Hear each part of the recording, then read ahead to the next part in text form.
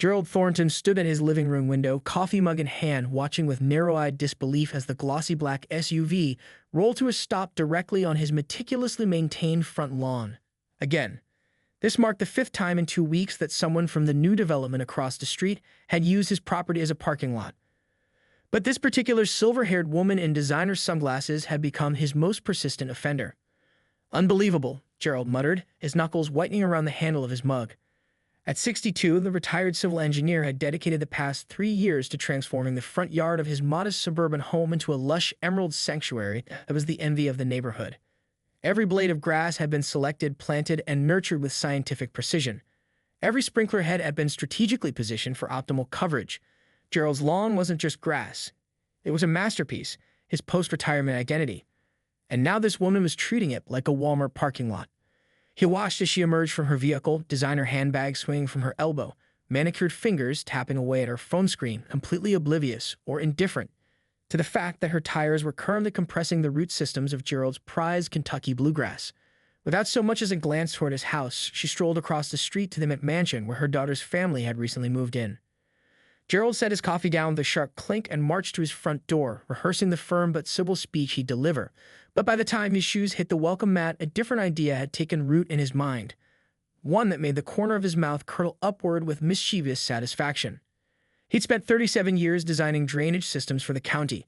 He knew more about water flow, soil composition, and land alteration than anyone in this zip code. Gerald's expertise had shaped floodplains and rescued neighborhoods from seasonal inundations. And now, perhaps, it was time to put that knowledge to a more personal use. Instead of confronting the woman, Gerald returned to his study and pulled out his old drafting table. His fingers, still nimble despite the early arthritis, began sketching with practiced efficiency. Within an hour, he had drafted preliminary plans for what appeared to be an innocent landscaping renovation. A slight regrading of his front yard, the addition of some decorative features, and a new arrangement of his beloved ornamental grasses. What wasn't obvious from the sketch was that Gerald was essentially designing what hydrological engineers might call a decorative retention basin, or what laypeople would simply call a swamp. "If she wants to park on my lawn," Gerald murmured to himself, "she should be prepared for the consequences." The next morning, Gerald called in a favor from his former colleague at the County Public Works Department, who happened to own a small landscaping business on the side. "Sam, I need a discreet project done. No permits, no paperwork," Gerald explained over the phone, his voice lowered despite living alone. "Just some minor regrading and soil work." 3 days later, as the morning mist still clung to the neighborhood, Sam's unmarked truck pulled up to Gerald's driveway. By sundown, the visible changes to Gerald's yard were subtle: a few new arrangements of decorative rocks, some freshly planted, water-loving sedges, and a barely perceptible depression where the SUV typically parked. The untrained eye would notice nothing amiss. The lawn looked as immaculate as ever, perhaps even more artfully designed. What nobody could see was the layer of clay Gerald had installed 6 inches below the surface, or the modified drainage system that would allow water to percolate down but not escape, creating a perfectly disguised patch of earth that would maintain the structural integrity of solid ground while actually being nothing more than a mud pit waiting to happen. That night, Gerald set his sprinkler system to run for an extra hour in the newly modified section of his lawn. Then he waited. Morning arrived with the gentle patter of rain against Gerald's bedroom window, a meteorological blessing he hadn't dared hope for. The weather forecast had mentioned only a 30% chance of precipitation, but Mother Nature had decided to collaborate in his scheme. He smiled up at the ceiling, listening to the steady rhythm overhead, imagining the water saturating his newly engineered terrain. By 10 o'clock, the rain had stopped, leaving behind that peculiar stillness that follows a good morning shower. The sun emerged tentatively through thinning clouds, causing the moisture on every surface to glisten. Gerald's lawn looked especially vibrant, an inviting green carpet that revealed nothing of its altered hydrology. Gerald settled into his armchair by the window with a crossword puzzle and a fresh cup of coffee, positioning himself for a clear view of the street. The waiting game had begun. At precisely 11:17 a.m., Gerald noted the time with a precision that had defined his professional life.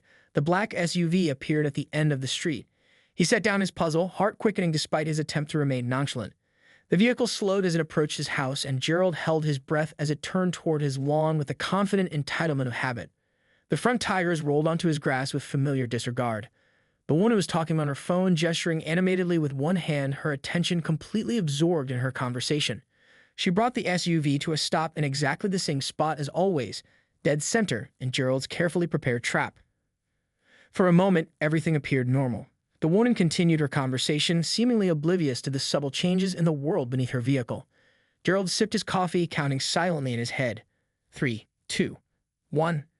She opened her door and swung her legs out, one designer heel touching down on the deceptively firm-looking grass. The moment her weight shifted onto that foot, her expression transformed from animated conversation to startled confusion.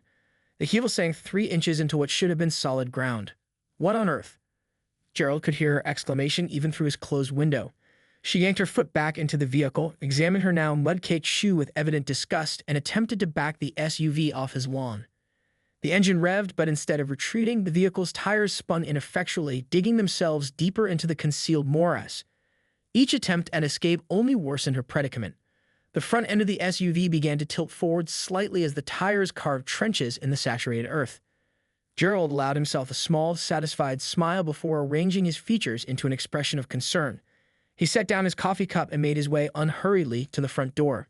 By the time he stepped outside, the woman had abandoned her phone call and was standing precariously on her vehicle's running board, unwilling to commit either of her expensive shoes to the mud again. Her face was flushed with some combination of embarrassment and anger. "Having some trouble," Gerald called out, his voice a masterpiece of innocent inquiry. She turned toward him, relief momentarily overriding her frustration at finding a potential rescuer. "My car is stuck in your yard," she stated, as if this fact might have somehow escaped his notice. "Yes, I can see that," Gerald replied, walking carefully around the perimeter of his lawn, making a show of assessing the situation. "That's quite a predicament. Can you help me get it out?" The question was posed as a demand rather than a request. Gerald tilted his head, considering her with exaggerated thoughtfulness. "I'm curious," he said, his tone conversational. "Did you notice the no parking sign at the edge of my property?" For the first time, the woman's eyes flicked toward the small but clearly visible sign Gerald had installed last week. A flash of recognition crossed her face, quickly replaced by defensive indignation. "I've only ever stopped here for a few minutes to visit my daughter," she replied, gesturing toward the house across the street. "It's never been a problem before." "Actually," Gerald corrected gently, "it's always been a problem. Grass isn't designed to be parked on, especially not repeatedly in the same spot. It compacts the soil, damages the root systems, creates dead patches." He ran through the litany of lawn injuries with the precision of someone who had rehearsed these points many times. "I just never mentioned it because I try to be a good neighbor." The woman's expression hardened. "Are you saying you did this on purpose?" She gestured wildly at her sinking vehicle. Gerald arranged his features into an expression of mild offense. "Did what?" "I've been improving my landscaping. Added some moisture-loving plants, adjusted the grading for." "Margaret? Mom, what's going on?"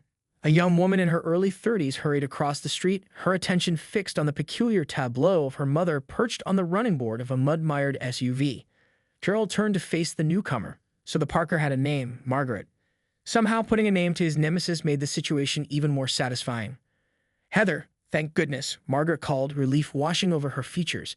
"I'm stuck in this lawn," Gerald helpfully supplied. "You're stuck in my lawn." Heather looked from her mother to Gerald and back again, her expression cycling through confusion, embarrassment, and then understanding. "Mom, have you been parking on this gentleman's lawn?" The question was tentative, as if she already knew the answer but hoped to be wrong. "Just for a few minutes at a time when I visit you," Margaret defended, her voice rising slightly. "It's not like I've been abandoned there for hours." Gerald cleared his throat. 8 times in the past 3 weeks, he corrected mildly. Average duration, 27 minutes. Both women stared at him. "I keep a log," he explained with a small shrug.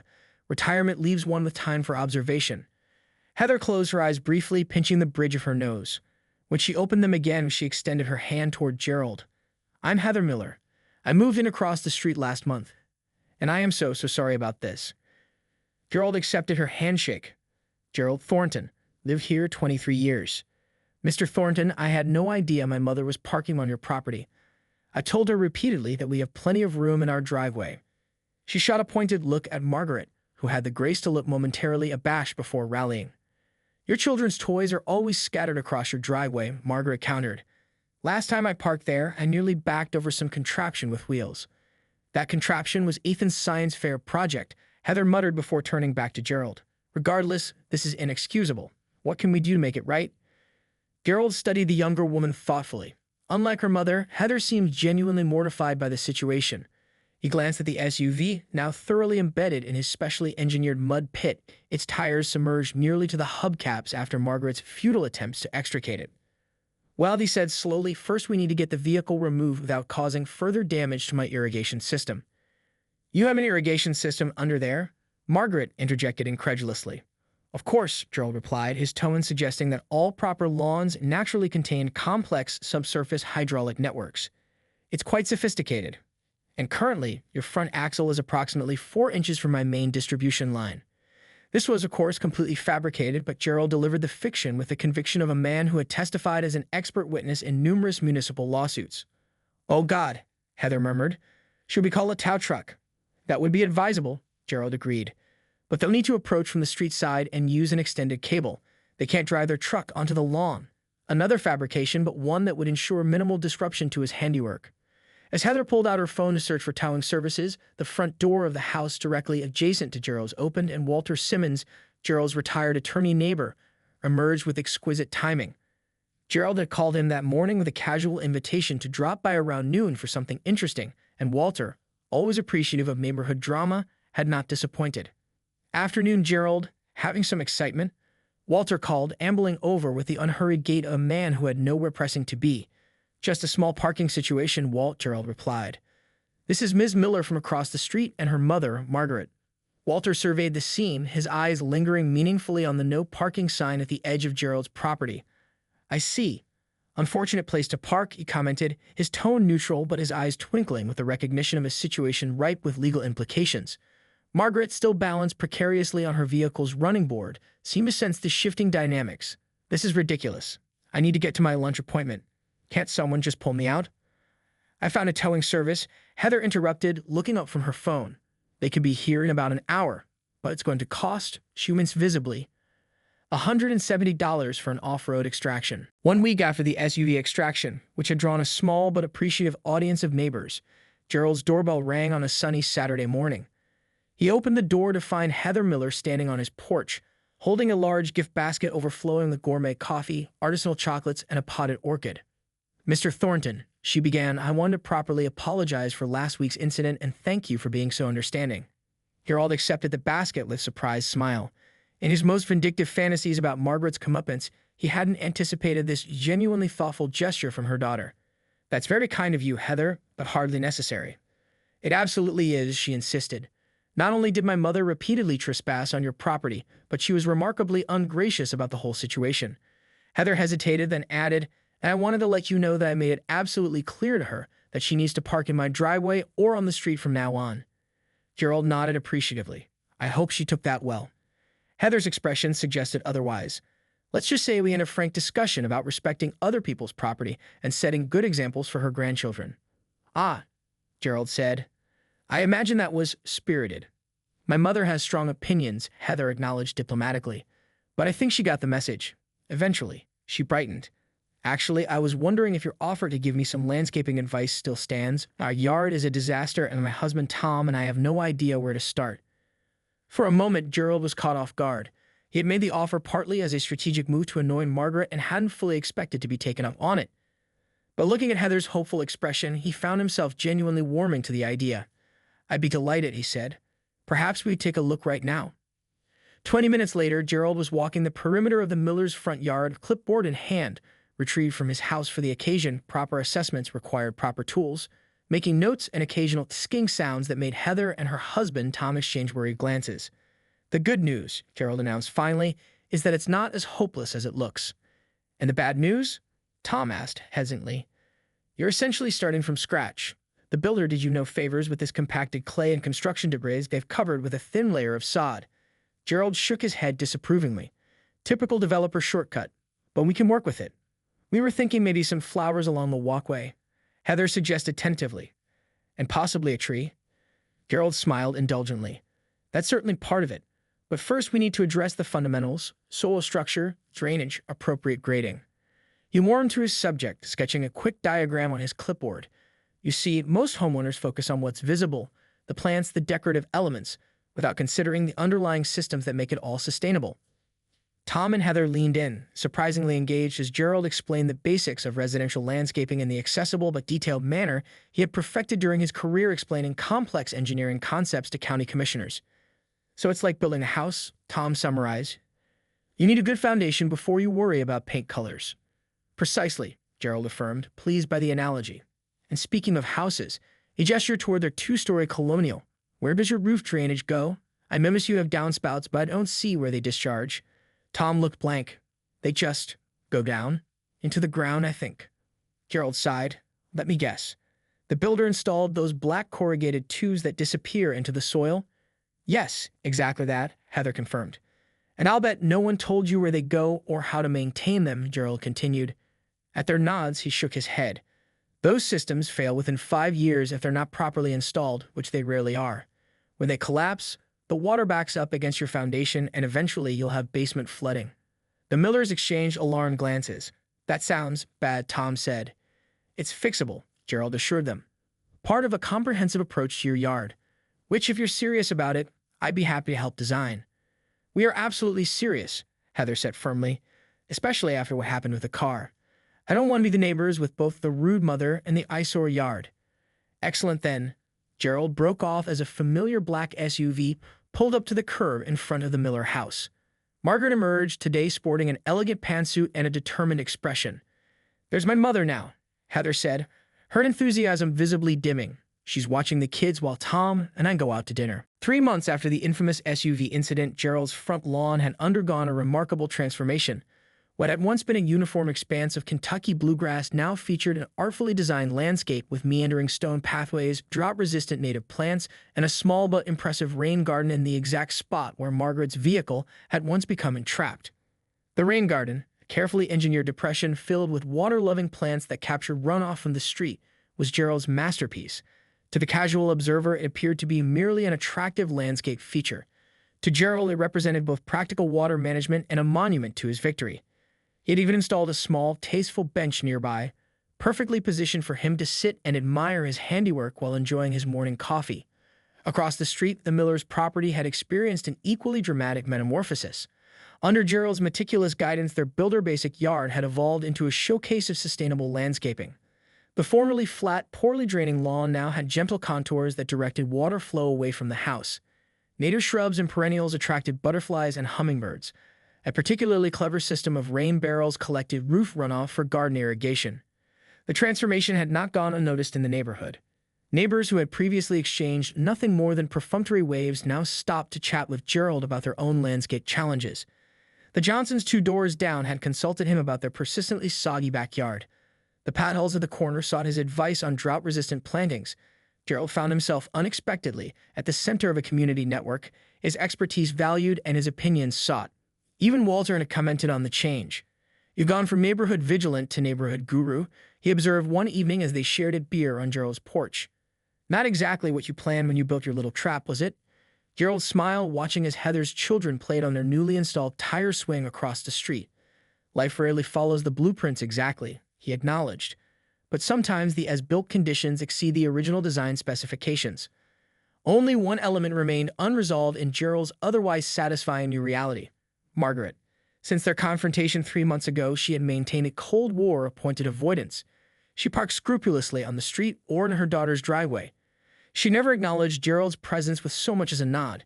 If they happened to arrive at the Miller's house simultaneously, she would wait in her car until he had gone inside or busy herself with something in her trunk until he had left. Gerald had expected further conflict, perhaps a complaint to the homeowners association or some attempt at retaliation.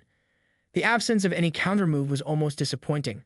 He had prepared so carefully for Phase 2 of their engagement, developing contingency plans for various scenarios. Yet Margaret had simply withdrawn from the field of battle. Until today, Gerald was supervising Tom and a friend as they installed a small water feature in the Miller's front yard, a bubbling stone fountain that would serve the dual purpose of masking street noise and providing a drinking spot for birds. When Margaret's SUV pulled up to the curb, Gerald tensed instinctively, watching as she emerged from the vehicle.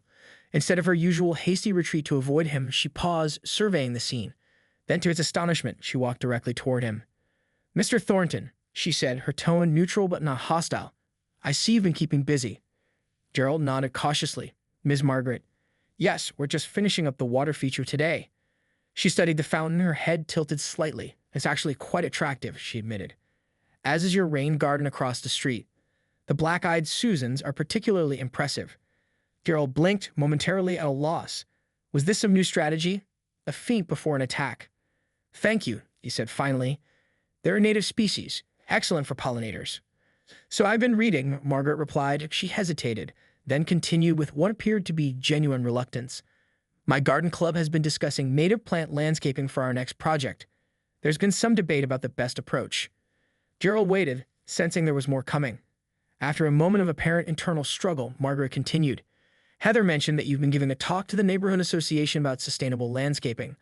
I wondered if you might be willing to do something similar for my garden club. The request was so unexpected that Gerald nearly asked her to repeat it. This was Margaret, his lawn nemesis, the entitled Parker, the woman who had declared suburban warfare, asking for his help.